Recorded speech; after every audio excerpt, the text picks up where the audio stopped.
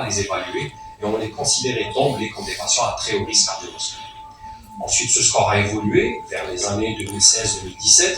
On a compris que la population mondiale n'avait pas le même niveau de risque cardiovasculaire. Donc, pour un même profil patient, le même âge, le même sexe, tabac, les mêmes chiffres tensionnels, le même cholestérol, que l'on soit scandinave ou algérien ou européen de l'Est, on n'aura pas le même risque de développer des maladies cardiaques. Il y a du déterminisme génétique, il y a l'hygiène de vie, et à partir de là, la société européenne a proposé 2 tableaux, selon là où on habite, le tableau des populations à bas risque et le tableau des populations à haut risque cardiovasculaire.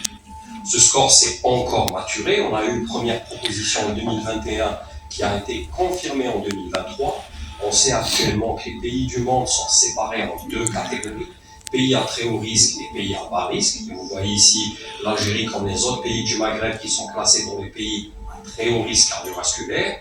Et on a ce nouveau score d'évaluation du risque cardiovasculaire qui est le score 2.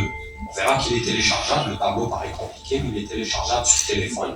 Donc c'est un score qui va évaluer le niveau de risque de votre patient selon le sexe toujours, selon la notion de tabagique ou pas, selon les chiffres tensionnels, selon l'âge, et selon cette fois-ci le non-HDL cholestérol et non plus le cholestérol total. Et j'ouvrirai une parenthèse pour vous parler de ça. Ensuite, pouvons-nous évaluer le niveau de risque cardiovasculaire du diabétique? Oui. Ce score propose aussi d'étendre les résultats aux patients diabétiques. On a compris qu'un diabétique et un autre n'étaient pas égaux sur le niveau de risque cardiovasculaire. Et ce qui détermine la dangerosité du diabète, vous êtes diabétologue, vous connaissez ça mieux que moi, c'est l'ancienneté du diabète en nombre d'années, l'équilibre du diabète qui est reflété par l'hémoglobine glyquée et l'atteinte d'organes cibles. Première atteinte d'organes cibles qui a été prise en considération dans ce score, c'est la filtration glomérulaire. Et donc, on vous demande de prendre en considération le débit de filtration glomérulaire. À partir de là, vous téléchargez qui sont mieux donnés. Ensuite, on passe aux différents facteurs de risque cardiovasculaire qu'on va essayer de gérer un à un. D'abord, le diabète. Je ne vous ferai pas l'affront de vous risque intermédiaire. Je commence par les règles hygiéno-diététiques. S'il est d'emblée à haut ou à très haut risque, traitement plus règles hygiéno-diététiques. Je ne vais traiter que lorsque la systolique dépasse les 140. L'objectif étant d'avoir une systolique entre 120 et 130. Les meilleures molécules, c'est les bloqueurs du système rénino-angiotensine, auxquels on va associer soit les thiazidiques, soit les inhibiteurs calciques. Et bien sûr, automesure ou MAPA pour surveiller nos diabétiques hypertendus. Une fois que le diabète est confirmé, on va rechercher une atteinte d'organes cibles ou des signes suggérant une maladie artérioscléreuse, ce qui va placer mon diabétique d'emblée dans le très haut risque cardiovasculaire.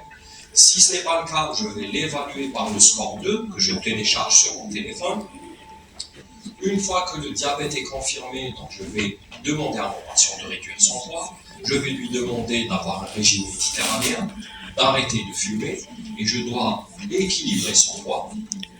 Je vais lui demander, afin de réduire le niveau de risque cardiovasculaire, quand je lui dis d'arrêter de fumer, je peux proposer à ce diabétique une vaccination antigrippale pour tous les diabétiques à risque modéré ou à très haut risque. Ça a prouvé que ça réduisait les événements cardiovasculaires.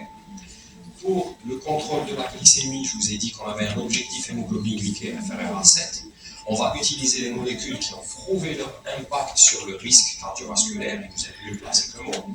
Pour l'hypertension artérielle, on traite à partir de 14, mais on doit ramener la tension entre 12 et 13. On utilisera les bloqueurs du système rénino-angiotensine associés au calcique ou associés au diurétique. Pour la dyslipidémie, donc on va voir soit l'objectif LDL, soit l'objectif non-HDL selon le niveau de risque. Et je vous ai donné le tableau. On commencera par la statine, et n'oubliez pas ce risque résiduel. Si malgré la statine, votre LDL est un objectif, les triglycérides restent supérieurs à 2 grammes, pensez à l'association du phénofibrate avec la statine. On n'a pas le Vascepa en Algérie, il est très cher. C'est une molécule qui va réduire le risque résiduel de vos patients diabétiques, qui va réduire leur mortalité. Et bien sûr, pensez à l'aspirine en prévention primaire, qui est positive, quel que soit le niveau de risque de votre patient diabétique. Et je vous remercie.